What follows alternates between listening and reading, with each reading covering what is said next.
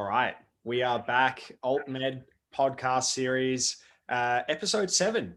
It's come by pretty quickly, and we are joined today by Aspa Dukas, the founder, proprietor, lead pharmacist at Dukasa Compounding Pharmacy in Melbourne. Welcome, Aspa.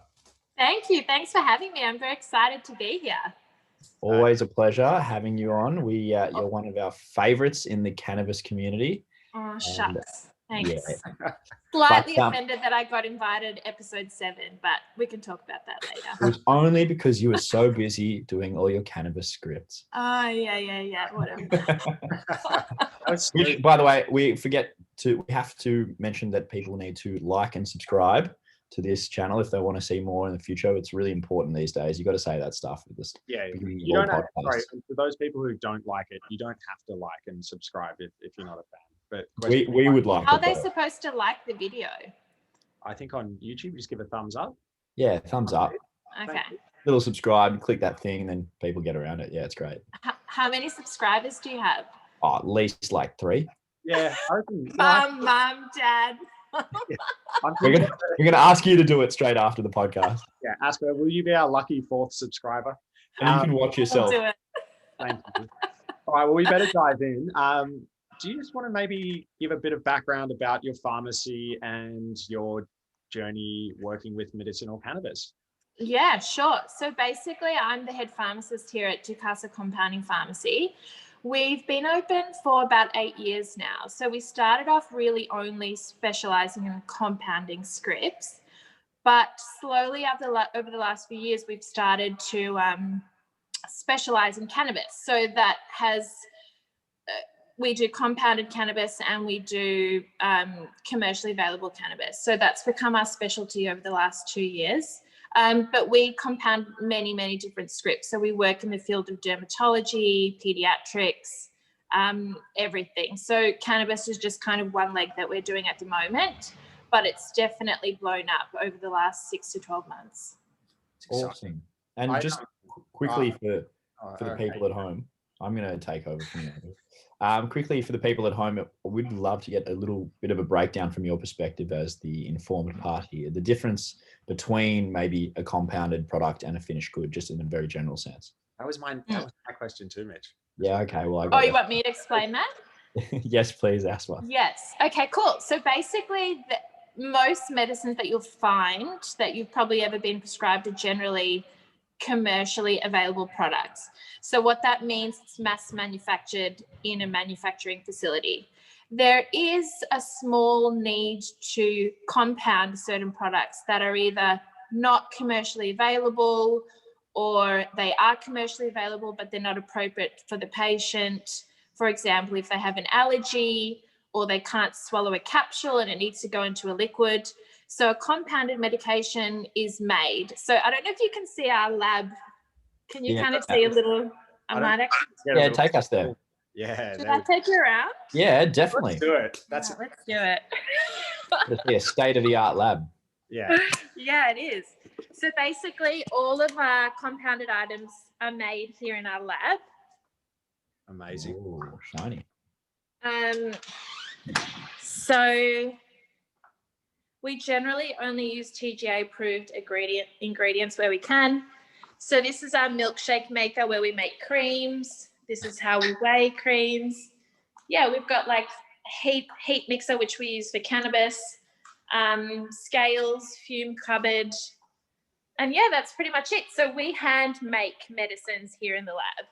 Right. So I guess it's like for a comparison, it might be like somebody would normally get Panadol, say for pain, whereas you compound paracetamol into a custom preparation.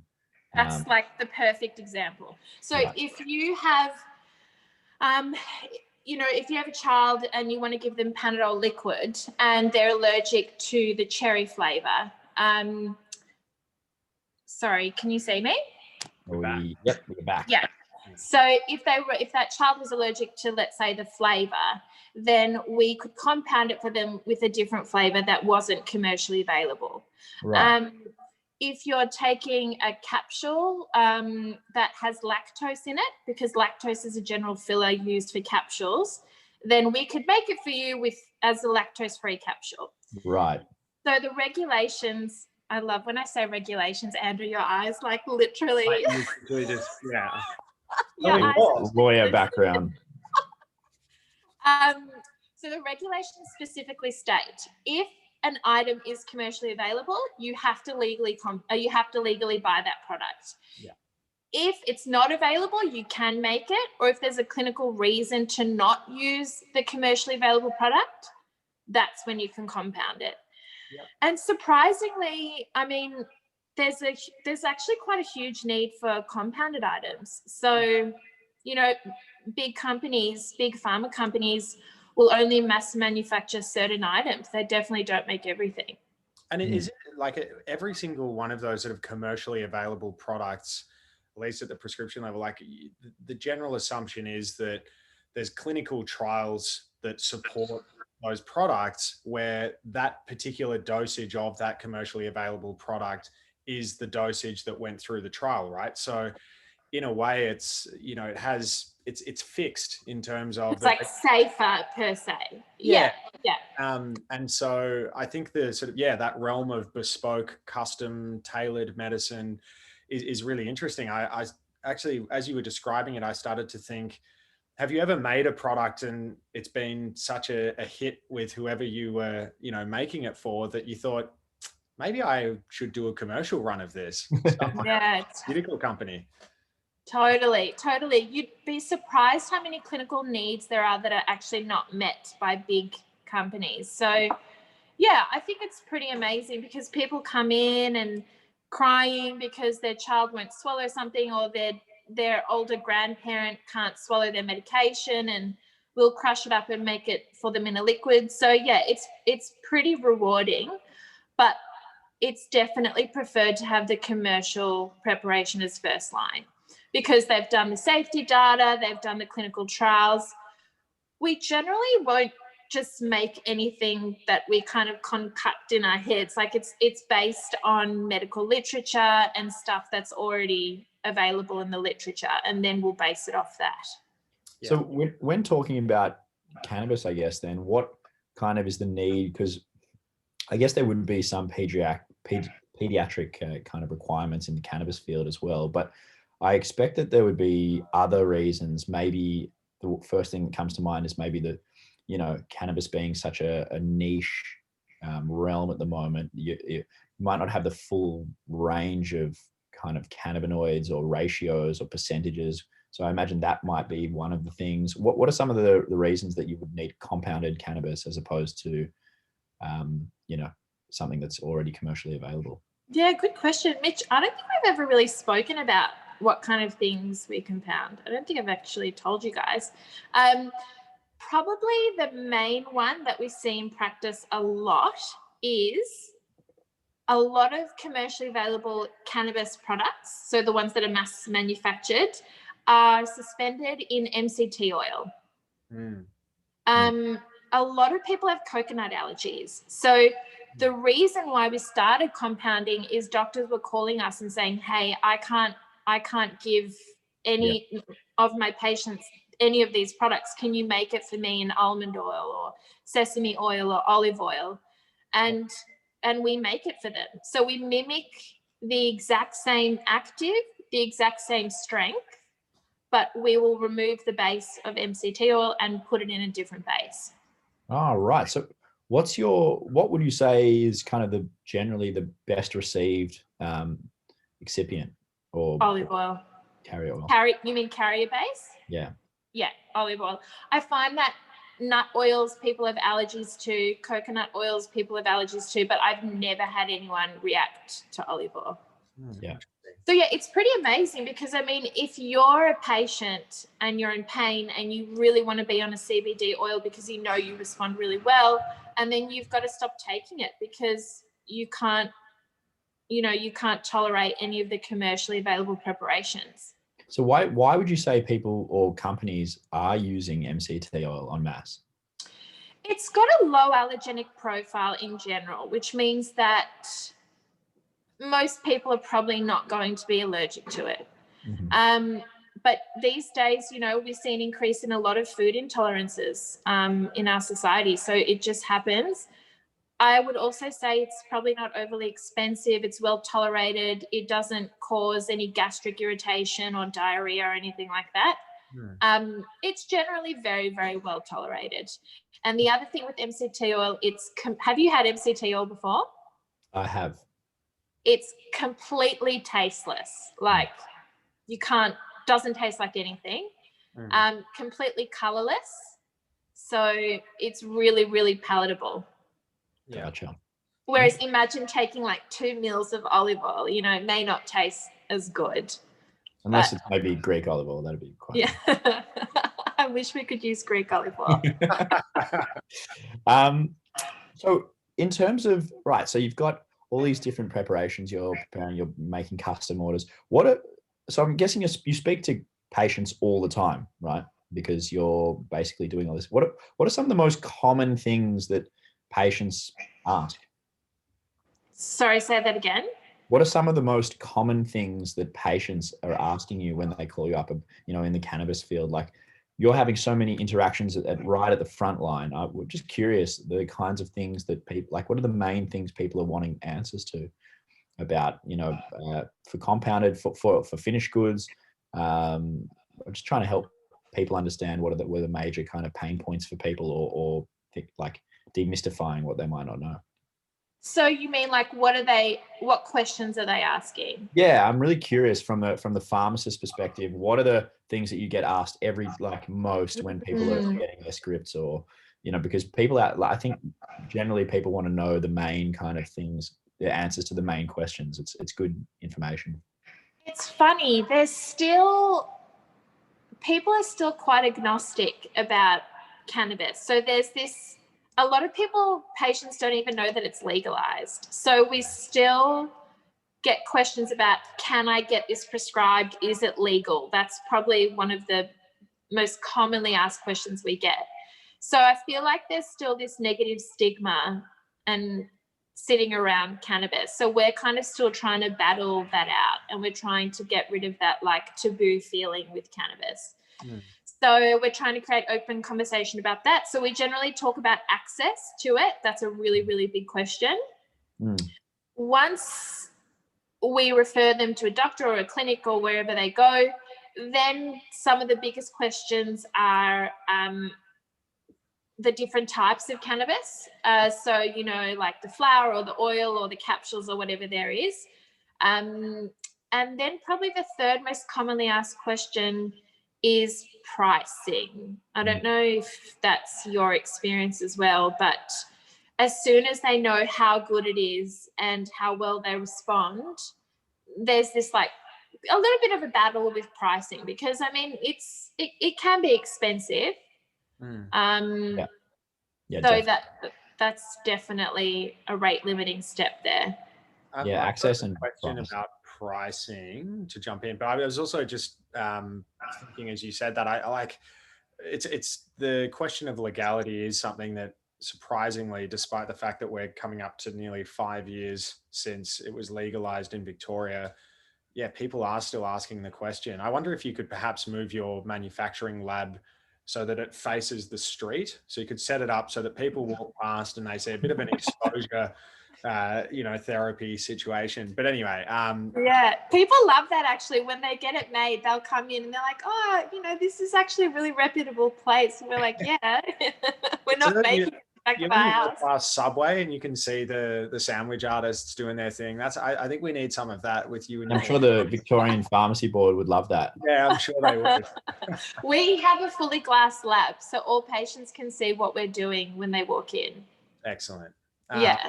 But on pricing, I'm just curious. I know that some of the big private health insurance funds have, you know, offered their support for commercially available prescription products. I'm just curious. I haven't asked you this before, but do you know if they cover compounded products?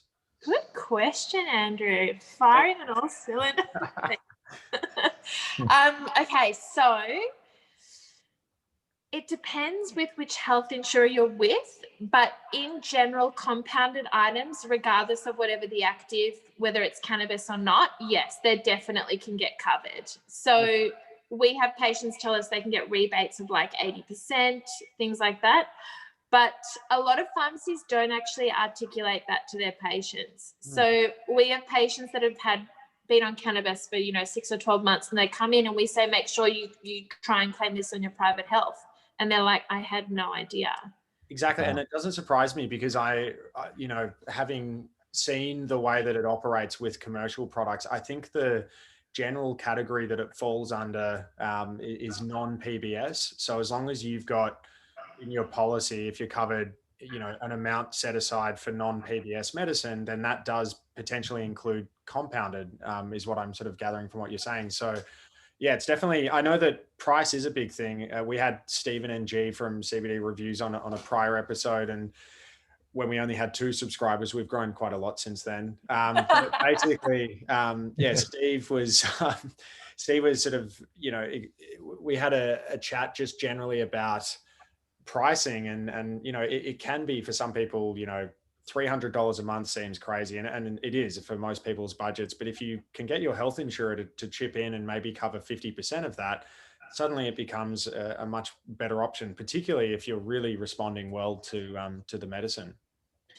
Totally. So it's really important for patients to look into that. So look into your health insurers, who covers what, who covers compounded, who covers cannabis, who covers non-PBS items.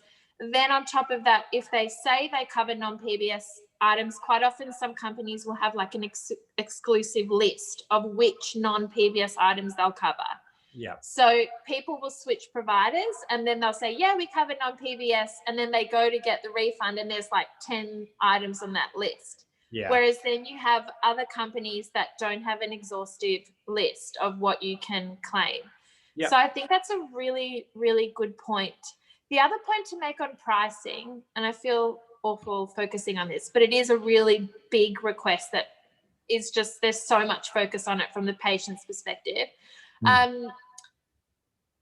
If you are on 5, 6, 7 pain medicines a day at a PBS price, if you're spending $40 a month to get your pain meds and you do that 6 or 7 times, quite often you can see patients come off a lot of their pain medicines and move just to cannabis, or come off a few of their pain medicines and be on cannabis. So it's kind of like that's how they rationalize it, Yeah. Interesting.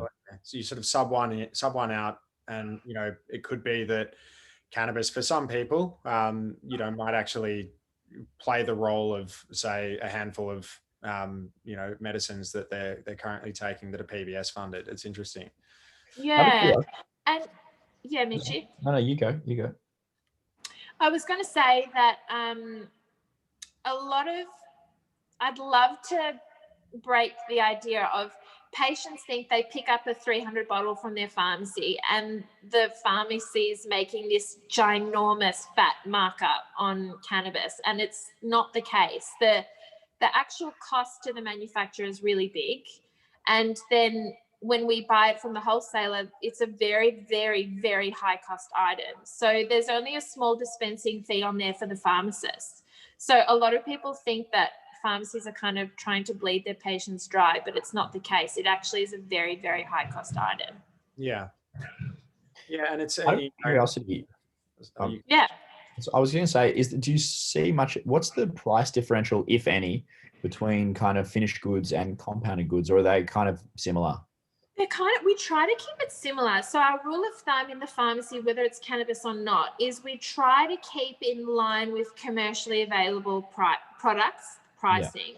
So we kind of want to keep it fair to customers. It is more labor intensive to make it because we have to get it tested and we have to formulate it.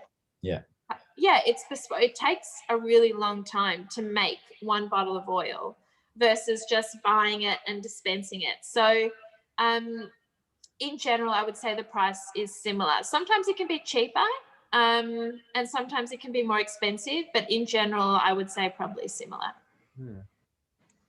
Yeah, and I suppose with with that in mind, I think the other I guess, competitive aspect is if you're, trying to come in on price with PBS subsidized medicines, that would be, I imagine, quite difficult. But I wanted to ask, I guess, more broadly, given that this is the AltMed podcast, we've probably spent more than our fair share over the first 6.5 episodes talking about cannabis, but I'm interested, given that your pharmacy is involved in more integrative, holistic medicine, what other types of alternative medicines do you compound?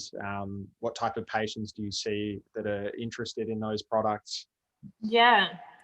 So basically, I got exposed to integrative medicine from a really young age. My mum is an integrative doctor.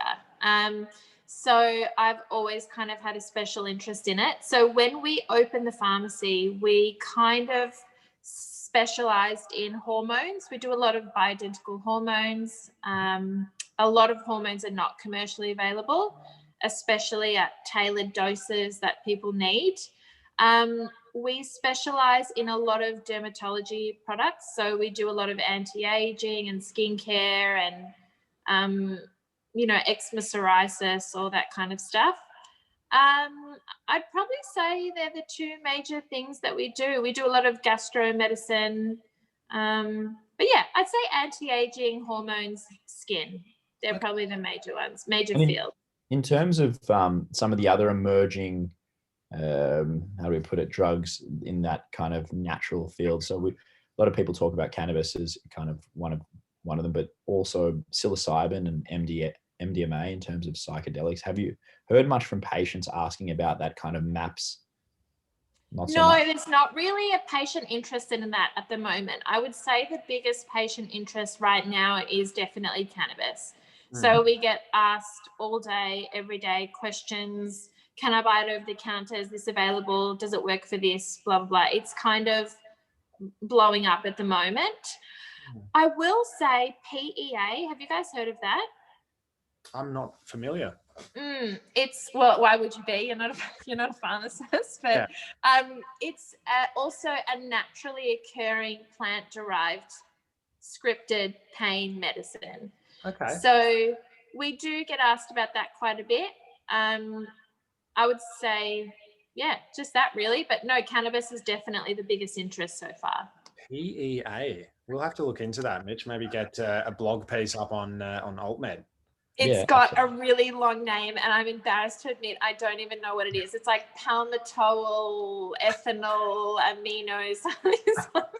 We're going to take that soundbite when we do our next podcast episode about it.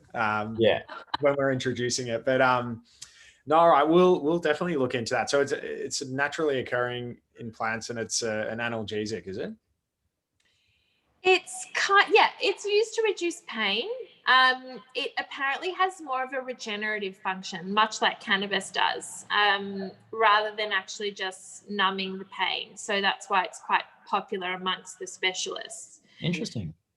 But I will say it's pretty amazing. A lot of doctors still are not familiar with the idea that cannabis is legalized. Like, I'm still getting calls about it all the time. Yeah. And that actually brings me to a question I wanted to ask you. Now, one of the major pain points for a lot of patients is a lot of them will go to their doctor and be like, hey, I'd like to try medicinal cannabis. And the doctor will say that doesn't work. That's not a thing. That's just people used to get high. Not obviously you don't deal with a lot of those doctors because you're dealing with doctors that are pro cannabis, or at least open to prescribing it. Yeah. Just curious what advice you might have for patients that are looking for, how to speak to their doctor about giving it a go, or should they just kind of look elsewhere? Like, what would because you're dealing with that all the time, doctor. I deal with that all the time. So my general rule of thumb is go to your GP, because in general, you'll have a good relationship with your GP, hopefully.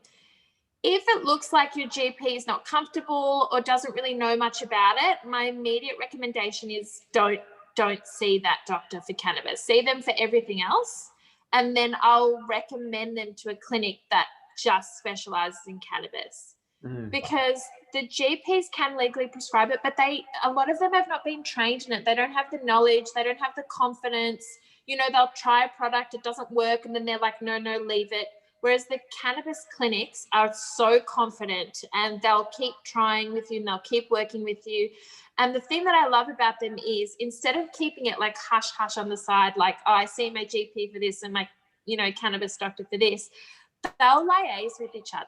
So the cannabis clinics are really good at that. They'll speak to the doctor and say, I'm thinking of doing this. What do you think? Are you happy with that? And they keep working together. So I think that that's the best way to go about it, is definitely a specialized clinic. Right. That's great advice. And I'm hearing some doctors have said that one of the things that, you know, I guess is you talked about the lack of education, you know, sort of generally across the board, you know, with respect to the entire population of doctors. But do you think one of the things, and this might also stray into your pharmacy field, do you think one of the issues that some people might have is that, you know, ideally, well, most doctors and pharmacists are used to working with like a single molecule, which you dose for a medicine. Whereas when you're dealing with a plant medicine that might have lots of different compounds, in the case of cannabis, you know, there is, how many is it, Mitch? How many, like more than 100 cannabinoid compounds? There's terpenoids, flavonoids. So do you think that the reluctance might come in because they can't say, right, single molecule? I mean, obviously CBD isolate you can get, and you know, you can get THC on its own, but generally, do you think that can sometimes be a barrier? I think so. I think it is quite a complex drug. I mean, there's different formulation types, there's different routes of administration, different strains as well. Like the starting plant material might be a high CBD plant. Yeah. You might have Sorry, I thought you were making a sex joke, and I was like, not appropriate. I wouldn't put it past me, but yeah, on this occasion I wasn't. But yeah, exactly. Yeah. And then there's like the ratio CBD to THC, THC only, CBD only, the restrictions with driving. Totally. It's complex. That's why I think cannabis doctors, they do it day in, day out. You know, they'll see 10, 20, 30 patients a day.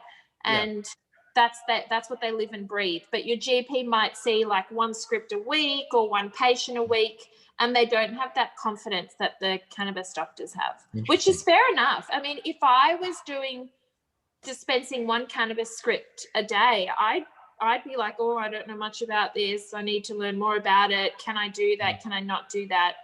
Whereas with us, we can so confidently dispense a cannabis script, and we know everything about it. We know all the side effects. We're good at counseling on it.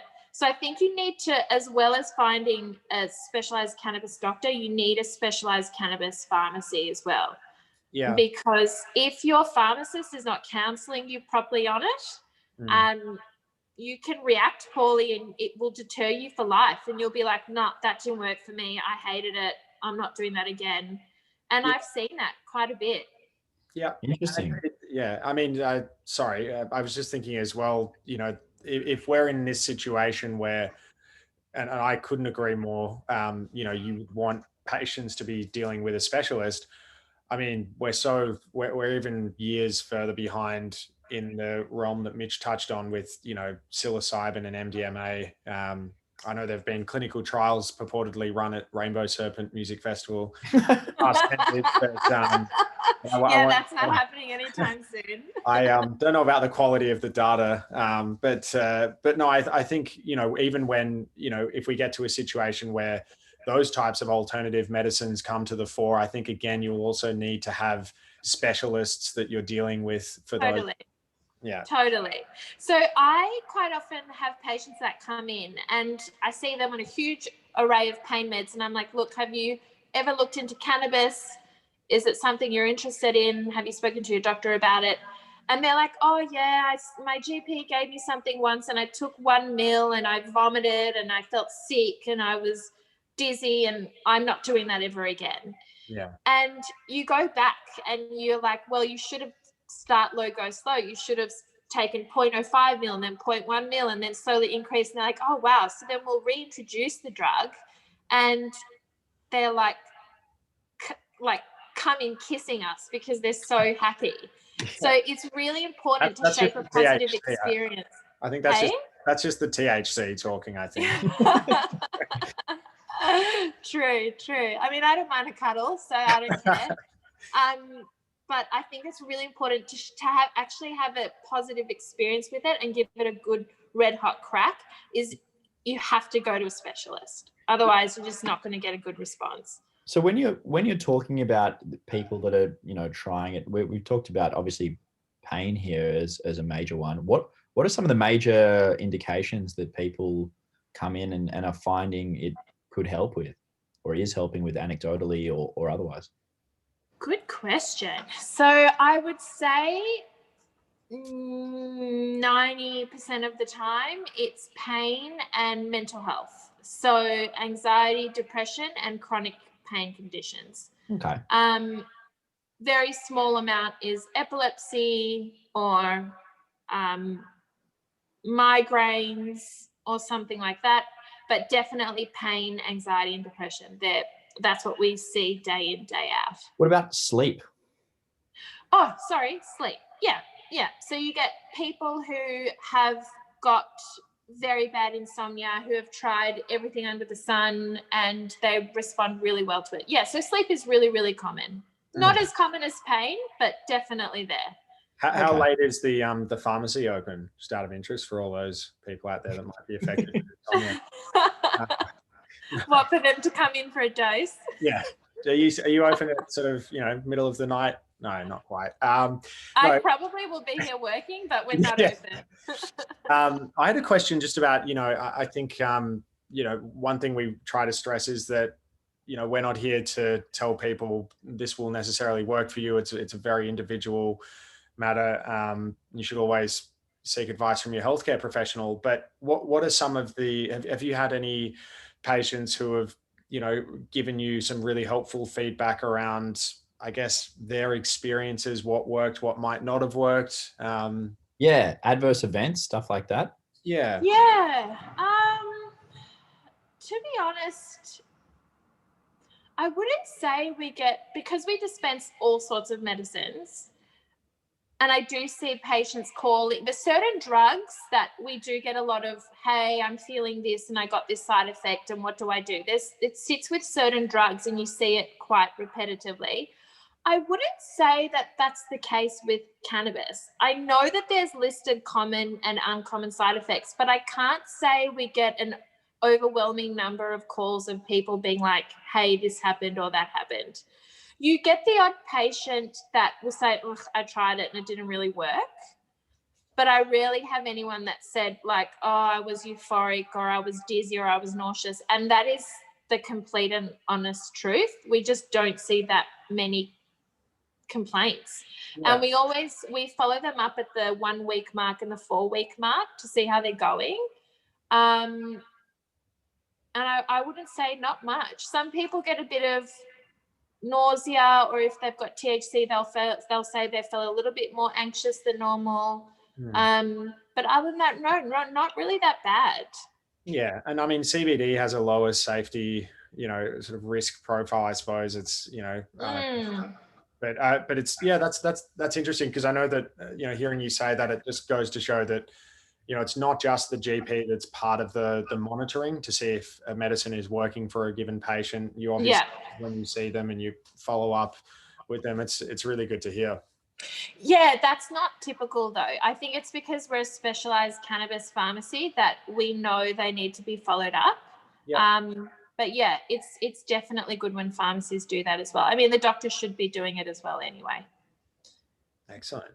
Great. Yeah. The last little thing I might ask is your experience. A lot of people are talking about the difference between maybe an isolate product, full spectrum, broad spectrum, these kinds of things. In your experience, did you say baby?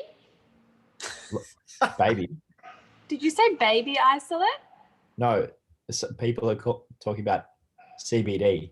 Oh, I don't know what I know you're into pediatrics, but yeah, baby isolate. I think I miss my babies. That's why. Oh, maternal instinct. yeah. Yeah, true. Sorry. So baby isolate. CBD isolate products versus the old full spec, broad spec. What's your experience with the difference, or if any? Have you seen people have a preference? Yeah. That's a tricky question because, as you boys would know, there's not a lot of commercially available full spectrum products. Mm. So many of the products are distillates and isolate, and then there's only a few that are full spectrum. I don't know. Is that what you know too, or do you think I'm making that up? No, that's mostly true. I just mean in terms not so much about what's available, but more so about if you've had much the response. Yeah.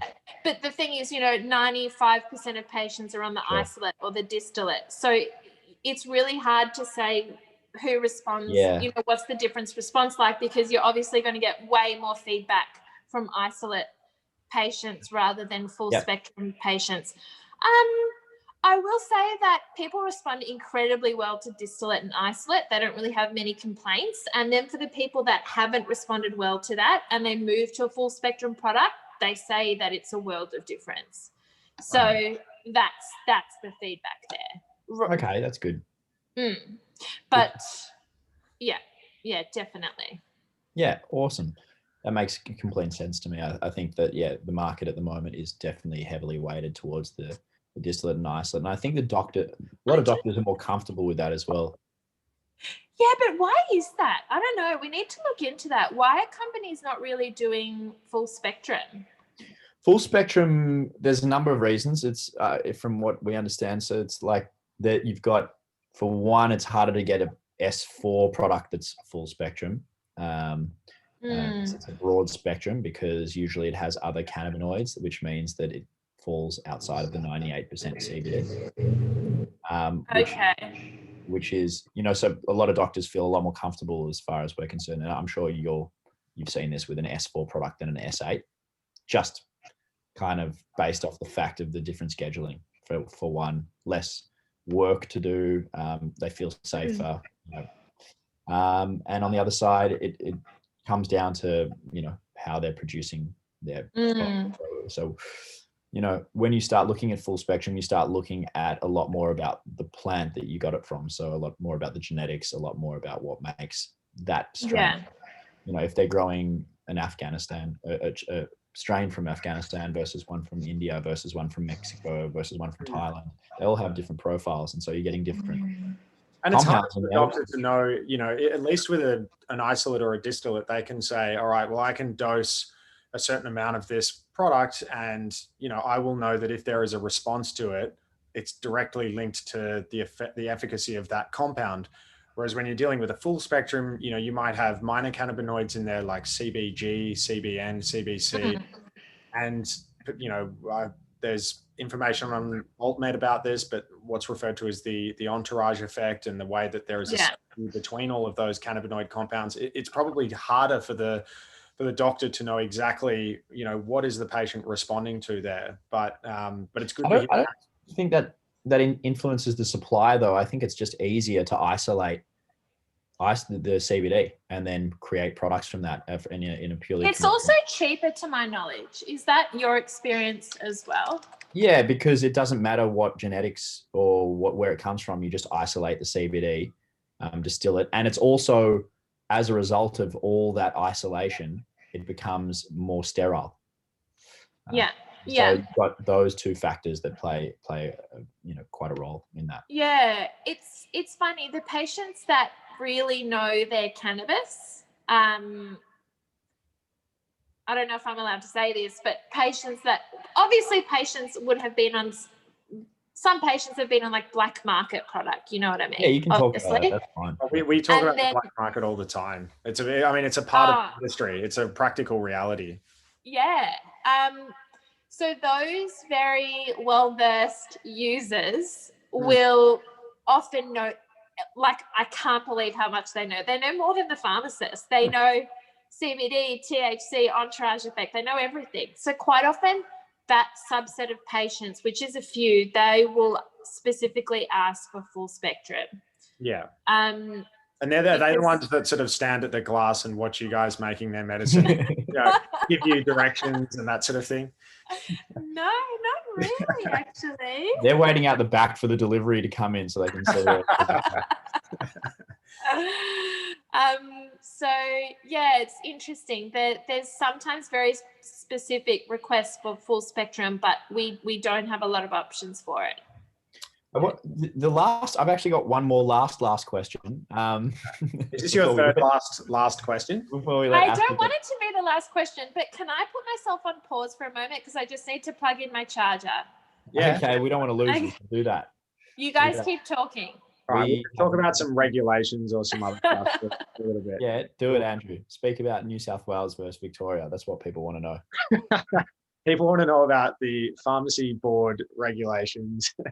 Well, it actually is quite different, I think, state to state, which, makes it more difficult or easier for people to get definitely compounded products.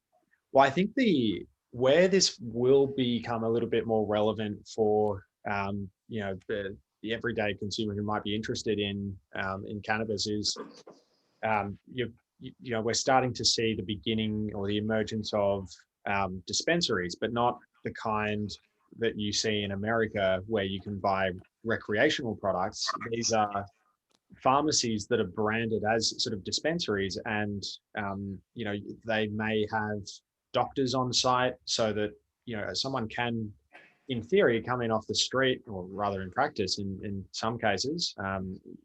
We did an episode with Astrid Dispensaries, Lisa Newen, and patients can come in, see the doctor, get the script then and there, and have the product dispensed. And I, from my limited understanding, I think that the different state pharmacy boards have different rules around that. I know some appear to be more comfortable than others with it, but I think we will see more dispensaries opening up around Australia in the years to come that are cannabis focused pharmacies. Would you agree with that, Aspa? Yeah, well, we actually have something in the works at the moment to be doing that because of the increased clinical need. So yeah, I think that will be mimicking that like American Canadian type green dispensary soon enough, definitely. Without the recreational products for now. Yeah, without the recreational products. But I mean, they're doing over-the-counter CBD. We'll soon be doing over-the-counter CBD. So it's definitely happening. Yeah, that's amazing.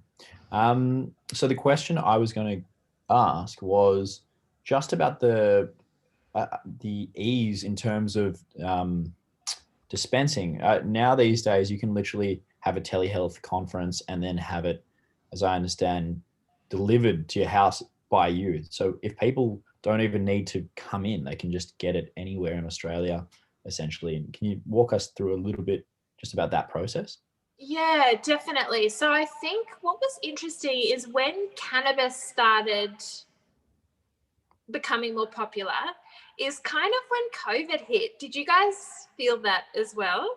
Definitely. So there was numbers. I think. Sorry to jump in. Just the TGA puts out numbers of approved people for medical cannabis, and I remember just seeing those numbers really start to boom. Skyrocketed. Yeah. And I don't know if it was because of COVID and lockdown, which is interesting. On a side note, we're seeing a lot of indications on the TGA saying Melbourne lockdown, like they've got PTSD from it, which is, it's quite scary. But so what was I talking about? We were talking the ease of dispensing. Oh yes, sorry, clinics. Yes. So what happened there is people started moving towards telehealth appointments for cannabis because they had to. We were in lockdown in April. So the cannabis clinics all started doing telehealth. So then because telehealth was available, then it gave access to everyone. So, your rural, your remote customers, your customers interstate, your customers from states that don't really have many cannabis clinics. So it opened it up to this huge array of people. So they'll see the doctor, they'll do a telehealth appointment. The doctor will send us an electronic prescription. We dispense it, we call the patient, we counsel them, we give them written information. We spend, I mean, Mitch, you know what we're like. We spend a lot of time with the patient on the phone. And then we give them a lot of written information, probably too much, but we focus on that.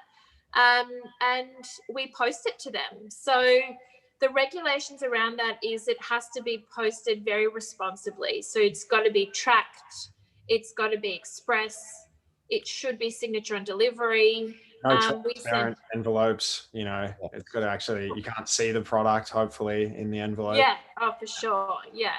So it's all concealed. Exactly. So it's pretty easy. If there's any mailmen watching this episode and they see something from Dukasa Pharmacy, there's a likelihood they'll know exactly what's up. Yeah, it's probably cannabis. Or PEA, potentially. Or hormone therapy. Yeah. So yeah, I find that it's really easily accessible now. There was a really bad stigma to it when we first started. It was like husbands trying to like hide it from their family members, or, you know, younger adults trying to hide it from their parents. And now it's like people are more open about it. Yeah, definitely. No, it's exciting. I mean, I'm pleased to hear that. Just, you know, it's taken years really to get to this point, but it really feels like a very, very exciting time to be a pharmacist in the industry, no less. I know, I'm a dork. I love it. I live and breathe it. Riding the green revolution. Well, have you spoken to your loyal subscribers about the legalization S3? Have you guys? Who, mum and dad? What'd you say? Loyal subscribers, mum and dad. Yeah, that's what I didn't want to say it. Yeah. About S3, we haven't done. We're going to do a bit more of an in-depth session on that, but I'm happy to touch on that, especially now that we've got. It's up to you. I just feel like that is absolutely. I'm getting, from your perspective, tell us. I'm getting so many calls, questions, texts, and I feel like, Andrew, you're already smiling. You just want to talk about the regulations. Come on, get it out. Well, no, what I want to do is I just want to, I guess, you know, I hope Reese Cohen, you know, probably the leading medical cannabis commentator in Australia. I hope he'll forgive me for borrowing some of his lines, and I hope not to butcher them. But he basically made the point that we are still a little while away from, you know, potentially years away from that point. And so I think whilst I love everyone's excitement, and I love how this particular idea of over-the-counter CBD has aroused so much interest in the media, I think that people need to realize all of the steps that are going to come before that. You know, and it might seem boring, and you know, the average person couldn't care less about a cannabis manufacturer submitting a dossier of clinical trial evidence to the TGA. I understand that, but these are the things that are going to need to happen prior to the medicine being listed on the Australian Register of Therapeutic Goods to support a Schedule 3 product registration or listing. So I'm kind of maybe put it in layman's terms. Yeah, so I get everything you just said. Layman's terms is hold your horses, everyone. We're just as excited as you are, but we still think it's a while away. So, you know, like, I think people just need to understand that, and we'll eventually get there. What I've noticed is people that are on CBD less than 150 milligrams, they're calling me saying, I've run out of scripts, but you can give it to me over the counter, right? Yeah. And I'm getting this constant request for it. And I feel awful because I'm just saying no all day, every day. But basically, in layman's terms, is the companies will have to submit an application to get their product approved to be sold over the counter.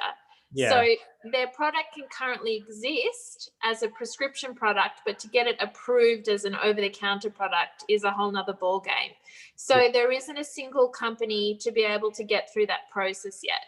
So I feel like that's hard because a lot of the media have kind of told everyone that CBD is legalized over the counter. Yeah. And it is, but there's nothing we can do about it. And we initially thought, oh, great opportunity. Mitch, do you remember when I was like, great, it can be compounded over the counter. You know, we're TGA exempt. Yep. It's such a good opportunity. We can help all these people. But they actually put in a clause that said compounding is not allowed for over the counter at the moment. Yeah. Which, you know, and look, the regulations have changed, you know, quite a lot already in the short life of, so that could change. But yeah, it's, I was thinking as you said that, you know, people talk about how long this process takes, the clinical trial, and then actually waiting for approval from the TGA. My tip to all of the cannabis companies who are trying to get their product registered is I think you should just tell the TGA that your product is a COVID vaccine and they should be able to turn it around in a matter of weeks. Because they do those approvals very quickly. There was a bit of, I think I saw some clinical evidence coming out that it was potentially being used in some trials for COVID related. Oh, get off it. That's how you get to the front of the queue, surely. But, yeah. No, I did, like, people were, I'm not saying they were effective. I'm saying that they were looking into it and there was some trials. Really? Right. Yeah, actually. To using cannabis. Yeah. I'll find the studies that were being done and I'll send them to you after this. Maybe even post them in the comments.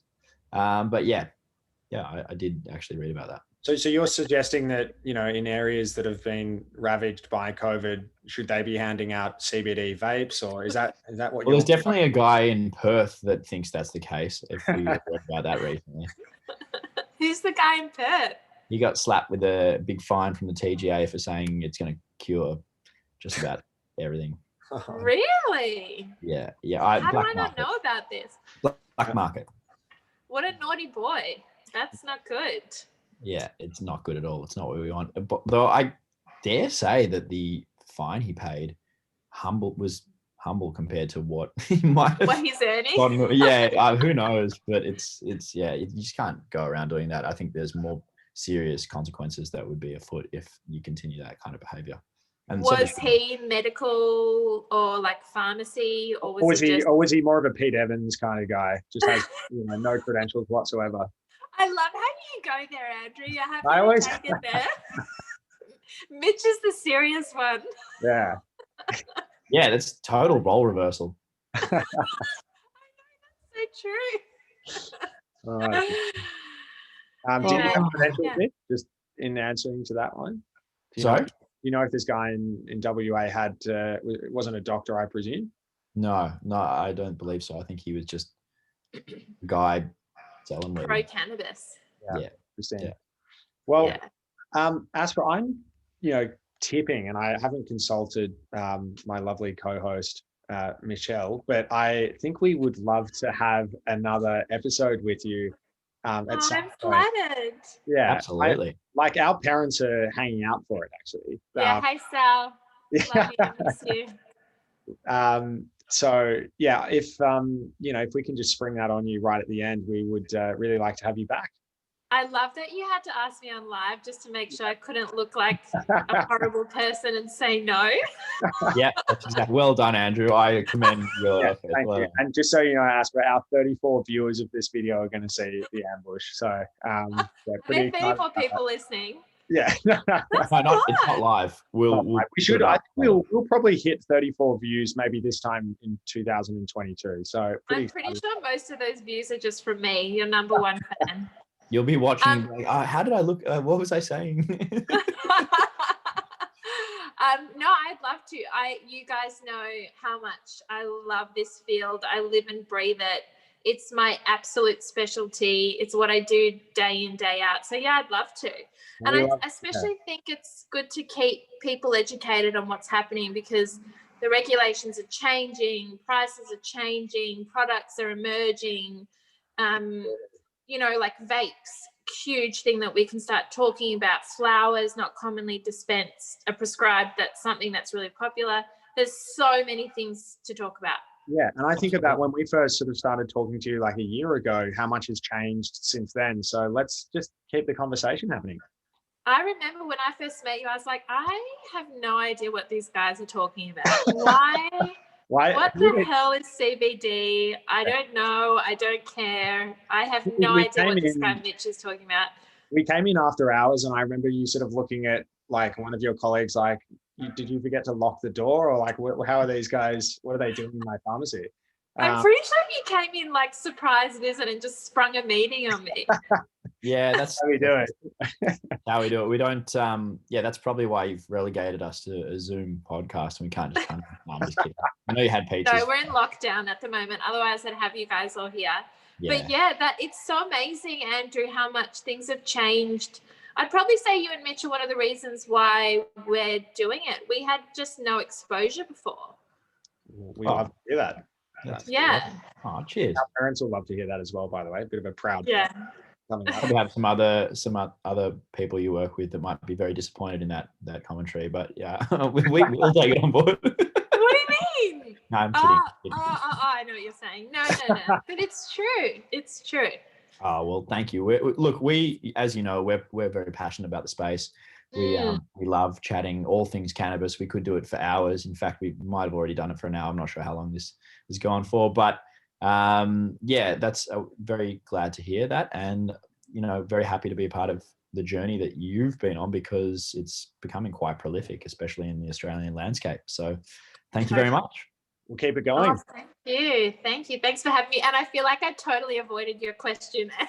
Did I say yes? I don't even know if I said yes. I went around the traps. No, you're coming back anyway.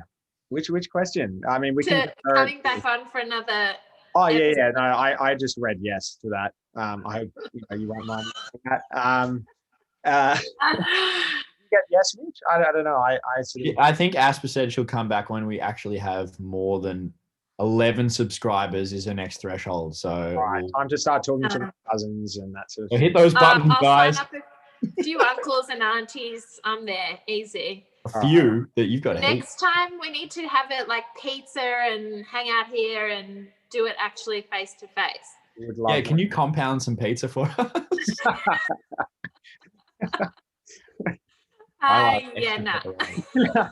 happening. All right, we'll try and do the next one from the Compounding HQ. How do you decide what topics and stuff you discuss? Do you let people kind of input on the comment section about what they want to talk about or what they're interested in?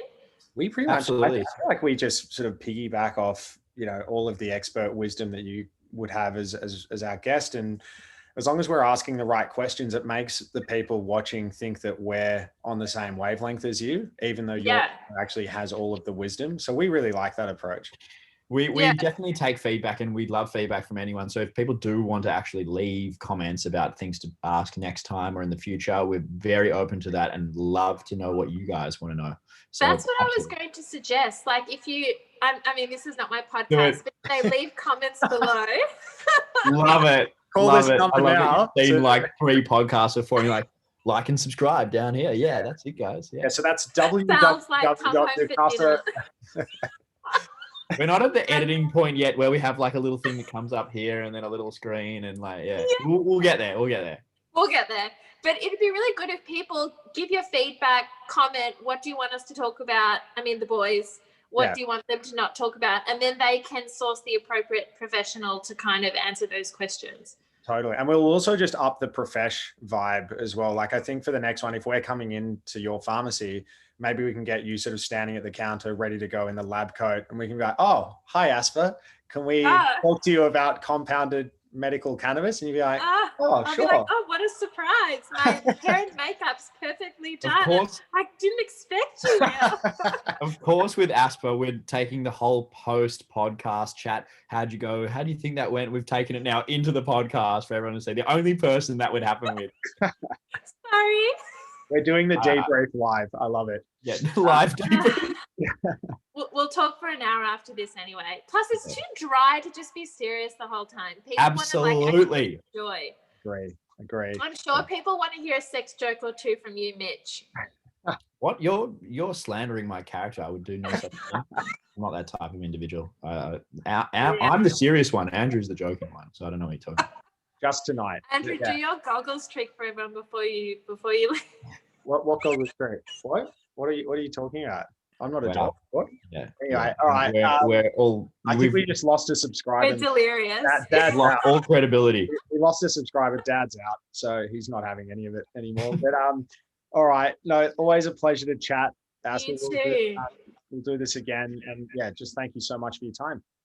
Pleasure. Thanks for having me, guys. I'm sure we'll speak for an hour now anyway. So yeah, catch you on the flip side. We will. Thanks, Aspa. Thanks for having me. Bye. Bye.